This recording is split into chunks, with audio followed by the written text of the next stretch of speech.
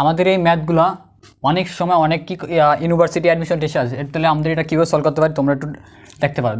আমাদের জানি কি, আমাদের একটা বেসিক রুল হলো, আমাদের বেসিক রুল হলো ইন্টিগ্রেশন ডিএক্স ইকুয়াল টু ছিল কি এক্স প্লাস সি। শুধু আমাদের এখানে ওয়ান কনস্ট্যান্ট, আমাদের ডি এক্সের ভিতরে মানে ডিএক্স এর সাথে এক্সট্রা হিসাবে, তাহলে আমাদের এখানে কি পুরো ফাংশনটা এটা ডি এর ভিতরে, তাহলে আমরা লিখতে পারি কি integration 0 to 1/a D, late ধরি এটা পুরোটা এক্স বা ইউ ধরি, ঠিক আছে ইউ, তাহলে এটা কি আসবো ইউ প্লাস সি। তাহলে আমরা ইউ প্লাস সি, তাহলে আমাদেরকে যেহেতু এটা কি একটা ডিফাইন ফাংশন, তাহলে আমরা প্লাস সি সরে দিয়ে 1/a 0 বসায় দিতে পারি।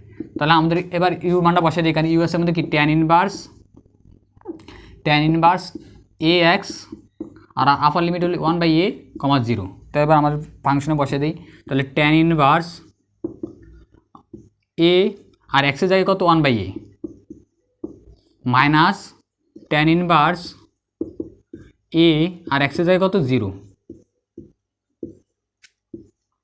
তাহলে আমাদের এখানে কত আছে ট্যান ইনভার্স 1 কাটা, তাহলে ট্যান ইনভার্স 1 মাইনাস আর এটা পুরোটা 0, ট্যান ইনভার্স 0।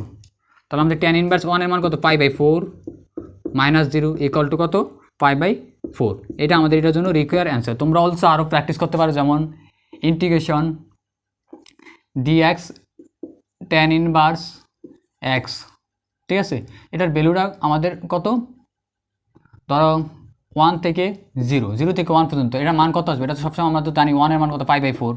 তোমরা এগুলো বাসায় প্র্যাকটিস করতে পারো।